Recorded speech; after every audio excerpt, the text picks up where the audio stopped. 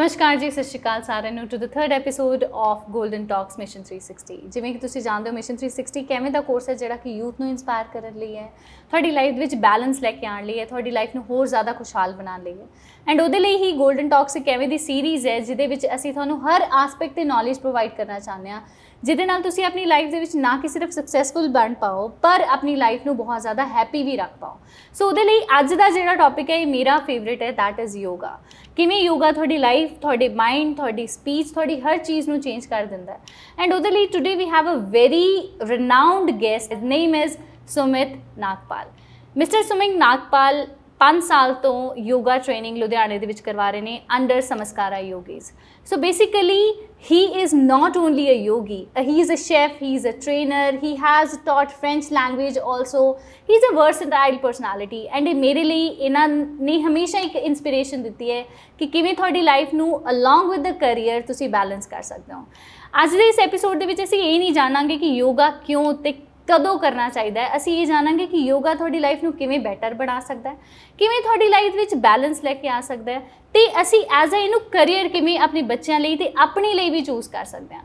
So without wasting much time, let's have a interesting conversation in this podcast with mister Sumit. नमस्कार sir. नमस्कार ma'am. Thank you so much for giving us the time और it's a pleasure for us कि आप हमारे पास आज ही podcast में available हो।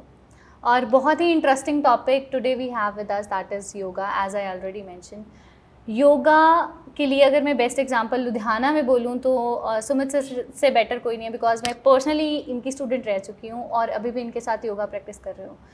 योगा क्यों, कैसे और एक्चुअल फॉर्म ऑफ योगा जो हमारी ओरिजिनलिटी थी, मेरे ख्याल से इनसे बेटर कोई अभी तक नहीं सिखा पा रहा। और it's a great pleasure to have him in our show and let's have a discussion with Sumit sir. And आज बहुत सारे सीक्रेट्स, बहुत सारी प्रैक्टिसेस जिससे ना कि सिर्फ आपकी लाइफ ईजी होगी बल्कि कैसे आप उस खुद को ट्रांसफॉर्म कर पाओगे with the help of yoga, he will tell you. So let's start sir. So I want to ask first that why yoga came in your life, as you were very much into corporate sector, and why yoga came and why there is a 360-degree shift? Yeah, first and foremost, thank you so much for an opportunity कि आपने invite किया and giving me a platform to share what I really passionate about. तो ma'am yoga मैंने कैसे शुरू किया? Well yoga, अगर मेरी योगा की जर्नी की बात करो तो मैं एक कॉर्पोरेट सेक्टर में था। वहाँ पे being Monday to Friday job, Saturday Sunday को जो था पहले मैंने योगा करना शुरू किया। फिर वहाँ से मुझे वो इंक्लिनेशन हुई योगा की तरफ कि yoga is something really really good. Because पहले जो दिमाग में था स्टीरियोटाइप्स थे, yoga is for people with disease, yoga is for slow people, yoga is for depress people. But मेरा कहीं ना कहीं परसेप्शन चेंज होना शुरू हुआ। तो I did a yoga for good 1 year as a student और वहाँ से लाइफ बदली बिकॉज मुझे ख्याल आया कि I need to do a professional course. तो मैं प्रोफेशनल कोर्स करने गया शिवानंदा सेंटर्स मदुराई में। वहाँ से मैं कोर्सेज करता रहा और 2019 में लाइफ ने कुछ ऐसा टर्न लिया। During Covid times I lost my job, when I was laid off for my job. मेरे पास कुछ ज़्यादा ऑप्शंस थे नहीं। देन आई चोज योगा और I would say yoga chose me and this is where the journey has started and it's been beautiful. I think it's the best gift you have got if yoga chose you, because it is a blessing for us also, because there are many, बहुत कम लोग हैं जो actual में योगा को वो जैसे practice करना चाहिए वैसे कराते हैं। बहुत सारे आजकल फैशन चल चुका है योगा का, लेकिन उसके बेनिफिट्स कम होते हैं। सो अगर मैं बात करूँ, इट्स लाइक 5 years आप एक योगा सेंटर चला रहे हो और कैसी ट्रांसफॉर्मेशन है ये आपके लिए?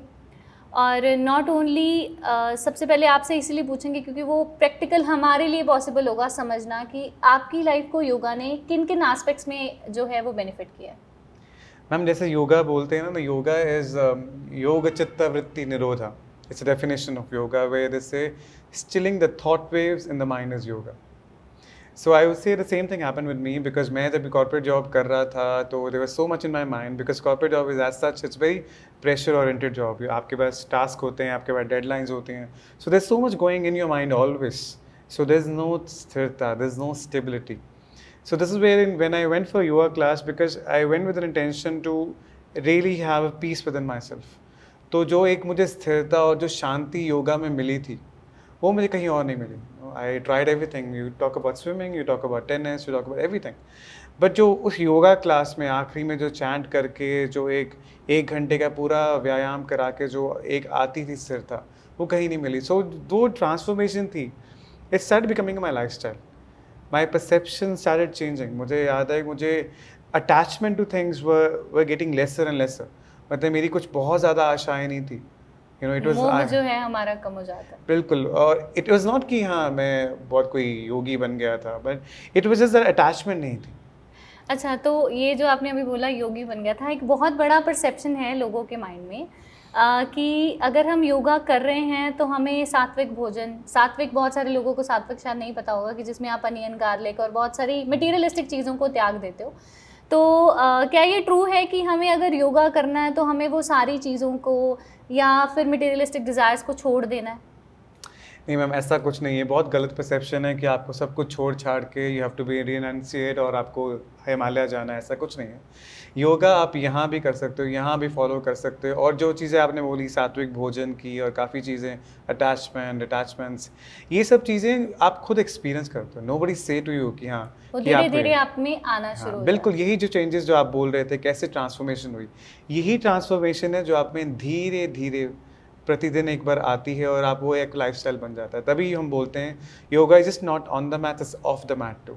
तो वो जब खुद आप आएगा। उसे अपनी रोज़मर्रा की ज़िंदगी में जब उसके चेंजेस देखते हो तो वो योगा है। योगा वो नहीं है जो आप 1 घंटा सिर्फ प्रैक्टिस कर रहे हो। बिल्कुल मैम, योगा जो चीज़ें हम यहाँ पे सीखते हैं मैट पे, चाहे हम पेशेंस की बात करें, हम ना स्थिरता की बात करें, वो आपकी लाइफ में रिफ्लेक्ट करती है। तभी जैसे मैंने कहा योगा सिर्फ यहाँ सीमित नहीं है, इससे एक योगा मैट में सीमित नहीं है, यहाँ से कहीं आगे। तभी योगा जैसे अगर लोगों की जो लाइफ चेंज होती है, परसेप्शन चेंज होती है, that's why people says yoga is a lifestyle now, it's not a physical workout, it's a lifestyle. It's a lifestyle.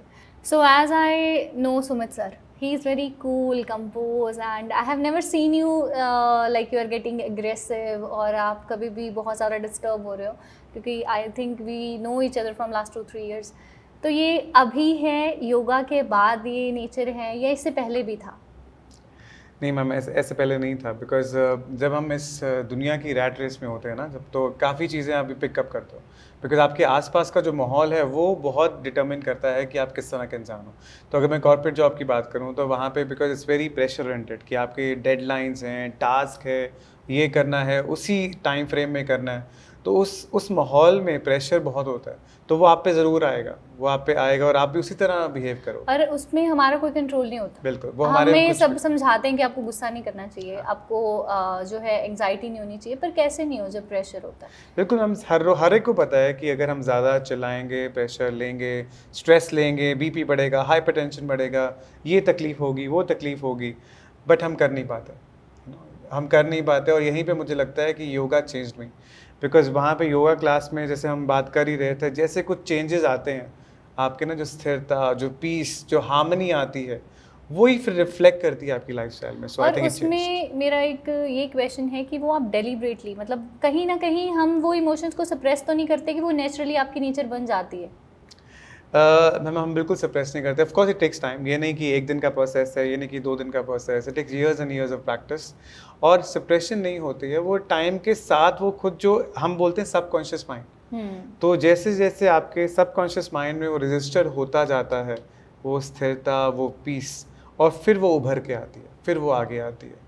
तो ये आपका लाइफस्टाइल बन जाता है, ये आपकी एक प्रकृति बन जाती है। कहीं ना कहीं आजकल की जो youth, even everyone, not only youth, basically mission 360 का जो कॉन्सेप्ट है वो यूथ को बैलेंस करने के लिए है। जो हमारा मिशन है मिशन 360 के पीछे, कि आपकी 5 एस्पेक्ट्स इन लाइफ जो है वो बैलेंस रहे, 6 एस्पेक्ट्स, चाहे वो हेल्थ है, सेल्फ है, मनी है, बहुत ज़्यादा उन सारी चीज़ों में हमारी इंटरनल नेचर जो है वो रोल प्ले करती है। तो जैसे सर ने बताया कि एग्रेशन, गुस्सा, हम अपने बच्चों को बहुत फोर्सफुली बोलते हैं कि आपको ऐसे बिहेव नहीं करना, आपको वैसे बिहेव नहीं करना, लेकिन अगर आप इसे नेचुरल चाहते हो तो वो योगा आपको हेल्प कर सकता है। और इसके साथ ही मैं इवन सर से ये भी पूछूंगी कि अगर हम जो कॉमन आजकल की मेजर वर्ड्स बन चुके हैं, इसकी कंसंट्रेशन नहीं है, बीइंग अ टीचर मेरा भी बहुत बड़ा मुद्दा रहता है। मैं बच्चों को यही बोलती हूँ कि कंसंट्रेशन आपको बहुत ज़्यादा चाहिए, फोकस बच्चों का नहीं है, इमोशनल इंटेलिजेंस नहीं है। अगर हम बात करें रिलेशनशिप्स की तो उनको वो हैंडलिंग नहीं आती। तो योगा इन सारी चीज़ में कैसे हेल्प करता है? मैम बिल्कुल योगा में इसका समाधान है, बिकॉज आप ये देखिए कि योगा में जो हम आसनास करते हैं, अगर आप सिर्फ पेशेंस की बात करें, आप कोई भी आसन तब तक होल्ड नहीं कर सकते जब तक आप माइंड से रिलैक्स नहीं है। तो सबसे पहला काम योगा, बिकॉज आपको अपनी सांस पे काम करना सिखाता है, तो वहीं कहीं ना कहीं वो पेशेंस आनी शुरू हो जाती है। तो वो पेशेंस आती है तो अग्रेशन कम होता है, और जैसे अग्रेशन, बिकॉज आप जैसे ही माइंड से आप रिलैक्स होते हैं तब आपका फोकस और कंसंट्रेशन बनता है। इसमें इनफैक्ट हमारे शास्त्रों में भी कहा गया है, चले वातम चले चित्तम निभिरम निभिराते। इसमें क्या कहने का मतलब है, when your breath is unsteady, your mind is unsteady too, and the moment your breath becomes stable, your mind becomes stable too. So this is what we learn in yoga. And if you talk about this concept, अगर हम ये बात करें तो ये बहुत ज़्यादा लोगों को योग जो है आज वेस्टर्नाइजेशन, एक एज यू मेंशन कि आपने भी कहीं बाहर से योगा, आपके किसी फ्रेंड ने आपको सजेस्ट किया था, है तो ये योगा इंडियन, लेकिन हम इन चीज़ों से दूर क्या है? आपको क्या लगता है ये क्या रीज़न है कि लोग इसको कुछ फैंटेसी समझ रहे हैं या फैशन समझ रहे हैं, जबकि ये कोर है ऑफ योर लाइफ, और इसके बिना मुझे नहीं लगता कि आप किसी भी चीज़ में बैलेंस कर सकते हो। ऐसा क्यों है और कैसे इसे ठीक करें? ये माइंडसेट को कैसे चेंज करें कि योगा जो है वो एक कुछ लोगों के लिए है, हर किसी के लिए नहीं है, और योगा जो है आपको सिर्फ तब करना है जब आपको कोई प्रॉब्लम है, अदरवाइज नहीं करना। तो इसको कैसे चेंज करें? ये बहुत सारे लोगों के दिमाग में है, और मैं चाहती हूँ कि आज के एपिसोड में हर कोई इसके बाद योगा क्लासेस ज्वाइन करे सर के साथ। तो that is what I want you people to be healthy and happy. तो हैप्पीनेस के लिए योगा बहुत ज़रूरी है। Sir will tell the major reasons कि कैसे परसेप्शन हम चेंज कर सकते हैं। मैम पहले तो आपके जो एक पहला सवाल था कि कैसे अब वेस्टर्न कंट्रीज़ को ज़्यादा अपना रहे हैं, जो हम बोलते हैं ना घर की मुर्गी दाल बराबर, बिल्कुल वही बात है। बिकॉज हमारी खुद की सभ्यता है, इंडिया से है, भारतवर्ष से स्टार्ट हुआ, जो हमारे नेचर था, हमारा कल्चर था, बट अब वेस्टर्न कंट्रीज़ ने ये ज़्यादा इसको अपना लिया है। अगर हमारे कोर्सेज भी बात करें, वो हमारी जो एक्रेडिशन है वो वेस्टर्न योगा अलायंस यूएस से होती है, तो वो लोग योगा को बहुत आगे ऊपर स्तर पे लेके जा चुके हैं। योगा हमने स्टार्ट किया था, आप ये सोच लीजिए कि योगा मैट्स और अच्छी योगा कंपनीज भी अब बाहर ही हैं, अब्रॉड में, राइट। तो फिर उन्होंने, बिकॉज उन्होंने वो चीज़ें अपनाई, उन्होंने सब कुछ करके देख लिया, उन्होंने जुम्बा डांसिंग सब कुछ किया और अभी भी करते होंगे, बट कहीं ना कहीं उन्होंने योगा एक अपनी लाइफ का एक पार्ट बनाया। और हम लोग ऑन द अदर हैंड हम उनसे दूर जा रहे हैं। हम जुम्बा डांस हम ये अप्लाई कर रहे हैं, बिकॉज वो लोग जो वो कर चुके हैं अब वो हम कर रहे हैं, तो वो लोग अब अगले स्तर पे आ चुके हैं, हम अभी उनका वो एक स्तर पहुंचे नहीं। तो मैं यही सबसे पहले बोलना चाहूँगा कि ये योगा जो हमारी खुद की चीज़ है, हमारी खुद की सभ्यता है, जो बाहर के लोग इसका फ़ायदा उठा रहे हैं, हमें ज़रूर अपनाना चाहिए सबसे पहले, और हर एक को करना चाहिए। बिकॉज योगा हर चीज़ के लिए, अगर आप बोलें अगर आपको कोई प्रॉब्लम है, एंजाइटी है, डिप्रेशन है, उसके लिए योगा है। अगर आप बोलते हैं फोकस एंड कॉन्सेंट्रेशन चाहिए, उसके लिए योगा है। अगर आप बोलते हो कि आपको वेट लॉस करना है, उसके लिए योगा है, right. So yoga is for everything. तभी हम योगा बोलते हैं एक हॉलिस्टिक अप्रोच है, बिकॉज हॉलिस्टिक का मतलब ही ये है कि जड़ से हर चीज़ पे हैप्पीनेस वो लाता है। हम फिजिकल, इमोशनल, स्पिरिचुअल हेल्थ की बात करते हैं, वो योगा, तभी योगा का मतलब ही है। Yoga comes from Sanskrit word use, which means union between your mind, body and spirit. तो मैं हर एक को फिर बोलना चाहूँगा कि योगा हम हर एक को अपनाना चाहिए, बिकॉज इंटरनेशनल योगा डे जो अगर हम बात कर रहे हैं वो सिर्फ एक दिन का नहीं है। It's not a one day celebration, it has to be throughout the year, it has to be in our lifes. अब आते हैं योगा को, अगर हम बेनिफिट्स आपने जैसे बताए, कुछ ऐसे आसन्स जो हैं जो without any teacher, without any गुरु भी जो घर पे प्रैक्टिस किए जा सकते हैं, जिससे लोगों का जो एक मेजर इशू है stress, that is even the hypertension, ये कॉमन सी चीज़ें अगर वो रेगुलरली 5 to 10 मिनट्स की ऐसी कैसी प्रैक्टिस करें कि वो खुद को कुछ दिनों में उसके चेंजेस जो हैं वो देख पाएँ। मैम बिल्कुल, ऐसे काफ़ी योगा आसनास और प्राणायाम हैं जो हम खुद से घर पे कर सकते हैं, आपको बहुत ज़्यादा किसी की हेल्प नहीं चाहिए। फॉर एग्जांपल वृक्ष आसन, जिसे हम ट्री पोज कहते हैं, और ट्री पोज एक ऐसा आसन है जो आपकी स्टेबिलिटी दर्शाता है कि आप कितने स्थिर हैं। बिकॉज वो स्थिरता हम फिजिकल लेवल पे बात नहीं कर रहे, बिकॉज एक टांग पे खड़ने के लिए आपको माइंड भी उतना ही स्टेबल चाहिए। तो वृक्ष आसन के लिए आपको बहुत ज़्यादा कोई इंस्ट्रक्शंस नहीं चाहिए, आपको पता है आपको ट्री की तरह खड़ना है एक टांग पे। इसी तरह कुछ प्राणायाम्स हैं, जैसे भ्रामरी प्राणायाम है जो हमिंग बी साउंड होती है। इस तरह ही कुछ हमारे जो घरों में एक हम जैसे दिए को देखते हैं, उसको बोलते हैं त्राटक, एक टेक्निक है कि आप एक ज्योति को देखते रहिए कुछ लगातार लंबे समय तक बिना आंखें झपकाए हुए। तो ये फोकस और कंसंट्रेशन बढ़ाता है। तो ऐसे काफ़ी चीज़ें हैं योग में जो हम हर रोज़ कर सकते हैं, जिसके लिए आपको बहुत फैंसी इक्विपमेंट या योगा स्टूडियोज़ नहीं चाहिए। आप खुद से घर में 5-10 मिनट कर सकते हैं। ऐसा काफ़ी कुछ इन्फॉर्मेशन मेरे यूट्यूब चैनल और मेरे इंस्टाग्राम चैनल पे है।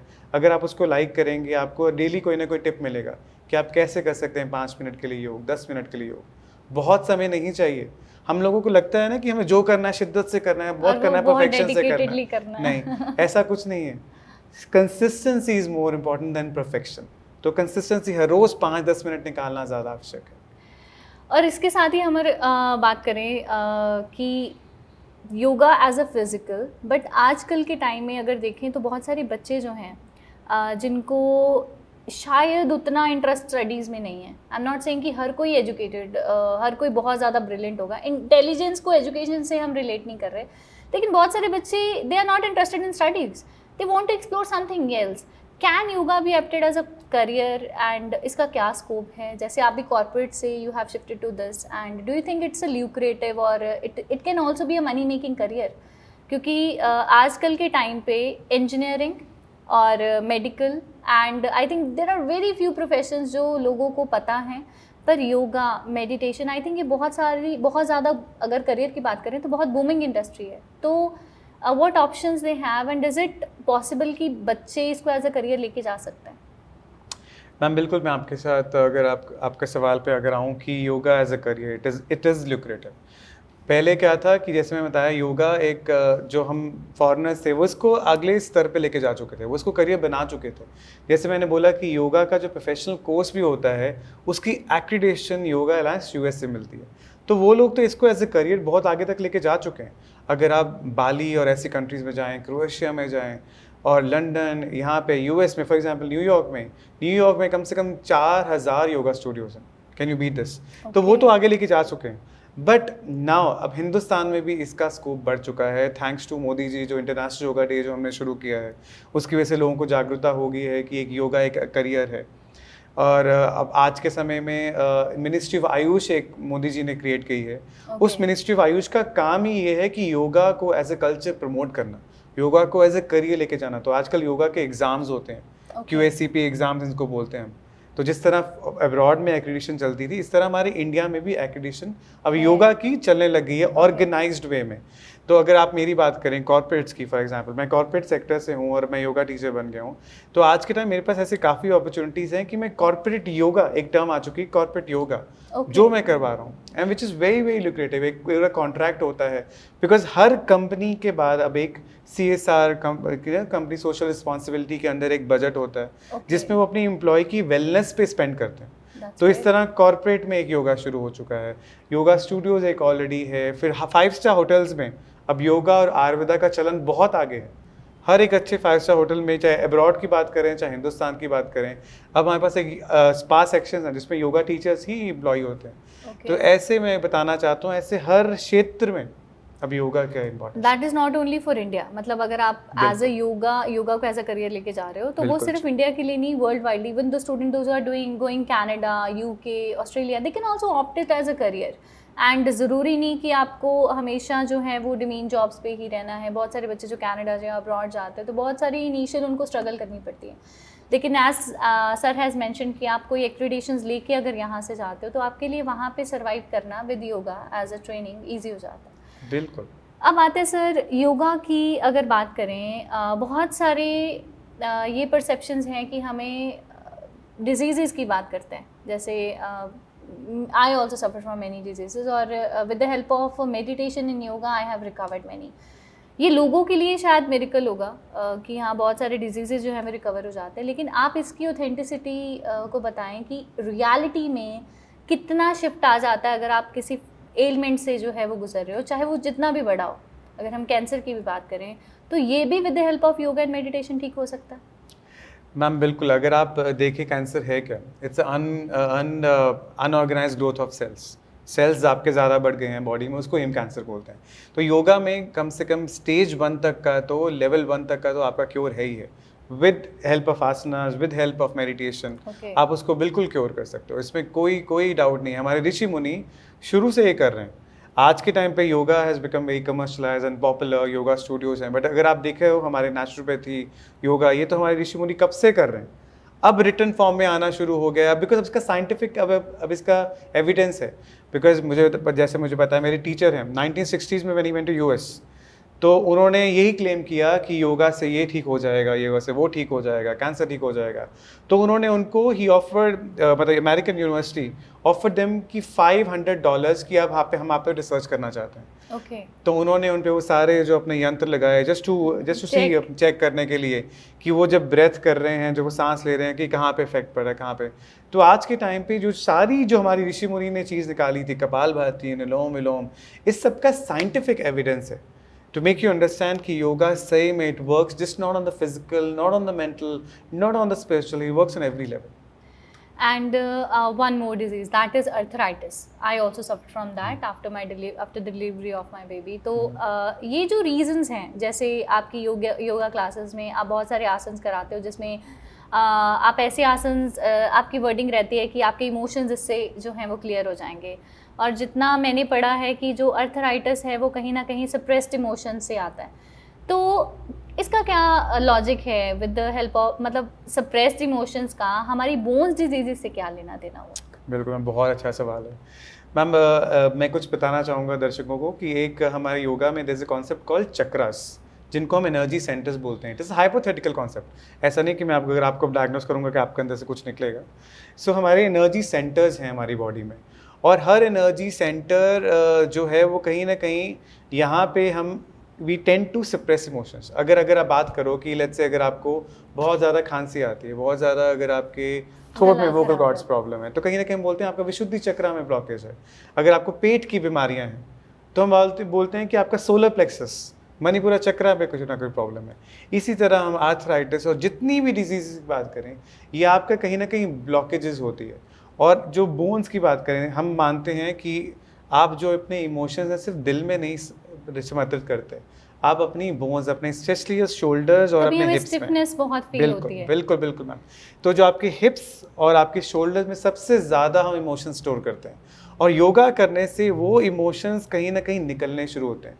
Because yoga is about joint movements, yoga muscles पे कम और जॉइंट्स पे ज़्यादा काम करता है। तो इसकी वजह से जो स्टोर्ड इमोशंस हैं आपके एनर्जी सेंटर्स में, आपके बोन्स में, वो निकलने शुरू होते हैं। तभी हम बोलते हैं कि योगा करने से सिर्फ आपकी बॉडी नहीं फ्लेक्सिबल, आपका माइंड भी फ्लेक्सिबल होता है। बहुत अच्छा सर आपने एक्सप्लेन किया है। अब आते अगर इस बात जो फिज़िकल मूवमेंट, हमने करियर डिस्कशन कर लिया, मेरा बहुत हद तक ये एक सवाल रहता है हाउसवाइफ्स के ऊपर। सबसे neglected community of the society, और उनको अपनी हेल्थ से कोई लेना देना नहीं होता। अगर हम अपनी मम्मियों की, अपनी मदर्स की बात करें, तो उनके लिए अगर हम बोलें ना, तो एक मुझे लगता है एक सोशल बैरियर भी है। If will not talk about the educated society, will not talk about कि जो बहुत ज़्यादा पढ़े लिखे हैं, जो एक मीडियोकर फैमिली से हैं, अगर उनको योगा घर पे भी प्रैक्टिस करने के लिए बोला जाए तो उनके लिए एक फैशन और एक अलग सा कॉन्सेप्ट रहेगा। तो आप उन्हें कैसे इंस्पायर करोगे कि वो क्यों करें योगा? और उनको एक हेजिटेशन, मुझे लगता है एक बहुत ज़्यादा बड़ा रीज़न हो जाता है। लेकिन सबसे ज़्यादा बैलेंस उनको चाहिए, क्योंकि उन्होंने घर बैलेंस करना है, उन्होंने इमोशंस बैलेंस करने हैं, उन्होंने अपनी फैमिली को बैलेंस करना है, उन्होंने फाइनेंसेस बैलेंस करने हैं। तो why they should do that? How you will inspire the women, those who are housewives, that उनके पास टाइम है, if they can have time, why they should inculcate this as a habit? Ma'am एक बात तो पक्की है कि being housewife is the toughest job, you know. It's the hardest job, I would say. Absolutely, बच्चा, finances, क्या नहीं में मैनेज करना पड़ता है। तो इस सारी वो जो रेस में वो कहीं ना कहीं अपने आप को निगलेक्ट करते हैं, जैसे आपने बोला। कहीं ना कहीं अगर प्रॉब्लम्स हैं, चाहे हम ओबेसिटी की बात करें, चाहे हम डिप्रेशन की बात करें, चाहे हम शोल्डर, सर्वाइकल, माइग्रेन, ये सारी जो चीज़ों की बात करें, और वो बहुत बार योगा सेंटर्स नहीं जाएंगी, क्यों? क्योंकि उनको मनी नहीं स्पेंड करनी उन पे। हाँ जी। तो वो क्या करें घर पे? मैम एक तो ऑफकोर्स इसका भी समाधान है, बट मैं एक चीज़ पहले ज़रूर बोलूँगा कि if you don't love your self, nobody else gonna love you. ये बात तो पक्की है। तो अगर सेल्फ केयर जिसको हम बोलते हैं, it is not about selfish, it's a self care. अगर आप अपना ही ख्याल खुद नहीं रखेंगे तो आपका कोई ख्याल नहीं रखेगा, और अगर आप अपना ख्याल नहीं रखोगे आप बाकी सबका नहीं रख पाओगे, इतना कुछ जो आपने मैनेज करना है। तो उसके लिए पहले तो प्रायोरिटी कीजिए कि आपको भी अपने पे स्पेंड करना, और आपको भी उस अपने कंफर्ट जोन से निकलना बहुत ज़रूरी है। It's very very important. But coming to the point, अगर आप फिर भी नहीं निकल पाते हो, बहुत सारे रीजंस होते हैं, मैं समझता हूँ, फैमिली है, पैसा कुड भी रीजन, और बहुत सारी चीज़ें, तो उसके लिए आप एक काम कर सकते हो, बिल्कुल बेसिक चीज़ें जैसे हमने डिस्कस की थी, कपाल भारती, अनुलोम विलोम, नो, ऐसा सब कुछ आज के टाइम पे यूट्यूब, आस्था चैनल, इन सब पे अवेलेबल है कि आप कर सके। कुछ बहुत फैंसी नहीं मैं बोल रहा हूँ, इन पे अवेलेबल है, मटेरियल जो है, आप देख के कर सकते हो बिल्कुल। घर पे बैठे हुए। बिल्कुल, आप अगर हमारे चैनल पे भी आएंगे, यूट्यूब चैनल पे आएंगे, अगर हमारे इंस्टाग्राम चैनल पे आएंगे, उस पे भी हमारी गाइडेड क्लासेस होती हैं, आप वो कर सकते हैं, जो बिल्कुल निःशुल्क हैं, आपको कुछ नहीं पे करना। तो आप ये ज़रूर कीजिए, बट अगर हो सके तो मैं आपको फिर बोलूँगा कि सेल्फ केयर, आपको समय अपने लिए निकालना पड़ेगा। क्योंकि जब आप खुश रहोगे तभी आप किसी को खुश रख पाओगे, और that is my personal experience. अगर मेरे ख्याल से सबसे ज़्यादा ज़रूरत है जो वुमेन है घर की, जो फाउंडेशन है, अगर वो खुश है तो उसके आसपास जो लोग हैं वो सभी खुश हैं। तो सर अब आते हैं एंडिंग टुवर्ड्स आवर एपिसोड। तो मेरा एक जो बहुत कंसर्न ये है कि एक तो हमारा फिजिकल, मेंटल, स्पिरिचुअल चेंज आता है योगा से, फाइनेंशियल चेंज कैसे आता है? अगर हम बात करें ऑरा की, टू बी वेरी ऑनेस्ट, तो we are 6 inches out from our body and it's like हर किसी का 3 मीटर्स तक का ऑरा रहता है। अब ऑरा की बात करें तो शायद सर बेटर एक्सप्लेन कर पाएंगे कि ऑरा टर्मिनोलॉजी कहाँ से आई और ये क्या होता है, और इसे चेंज करने से फाइनेंसेस कैसे चेंज हो जाते हैं? बिल्कुल मैम, एक चीज़ तो मैम आप ये समझ लीजिए कि अगर हम ऑरा की बात करें, ऑरा क्या है, अगर आप देखा जाए, आप कभी कभी बोलते हैं कि हमें सिद्ध महापुरुष के पास जब आप उनकी कंपनी में आते हैं तब आपको कुछ वाइब्रेशंस फील होते हैं, कुछ पॉजिटिविटी फील होती है, राइट? ये हम सबको पता है, हम, और it is very once again very scientific, it's all neurons to neurons activation, कि आपको कहीं ना कहीं उनकी कंपनी में आने, उनकी संगत में आने में, अभी चाहे वो कुछ बोलें चाहे ना बोलें, बट उनकी संगत में आके ही आपको फील होती है वाइब्रेशंस, तभी हम लोग भागे चले जाते हैं कुछ लोगों से मिलने। अच्छा, तो ये ऑरा ये हर एक के अंदर है, और ये हमारा, हम सब के अंदर है ये चीज़, बिकॉज वो लोग हमसे 2 स्टेप आगे हैं, उन्होंने कुछ ऐसी प्रक्रिया की हैं, कुछ ऐसे व्यायाम्स किए हैं, चाहे हम मेडिटेशन बोलें, चाहे हम और टेक्निक्स बोलें, कि वो अपना ऑरा चेंज कर चुके हैं, और हमें वो करने की ज़रूरत है। ऑरा सर आप प्लीज़ एक्सप्लेन कीजिए, ऑरा होता क्या है? मैम, ऑरा मैंने जैसे बोला ना कि एक ऑरा, अगर हम योगा की टर्मिनोलॉजी में बात करें तो हम जिसे बोलते हैं कि नूर आता है, हम बोलते हैं किसी के चेहरे पे बहुत नूर है, बहुत पॉजिटिविटी है, उनकी स्माइल में ही वो पता चल जाता है। तो ये एनर्जी लेवल आई वुड से कि जो हम फील कर पाते हैं। मेरा जो इसमें एक्सपीरियंस रहा, कई बार हम किसी को जानते भी नहीं, उसके पास जाके बैठते हमें अच्छा नहीं लगता, और किसी के पास किसी की सिर्फ फेस देखने से ही हम बड़ा पॉजिटिव फील करते हैं। तो जो हमारा माइंड के थॉट प्रोसेसेस हैं, जब वो डिस्प्ले होते हैं या वो बाहर हम फील कर पाते हैं, तो वो ऑरा बन जाता है। फाइनेंसेस कैसे इससे ग्रो हो सकते हैं?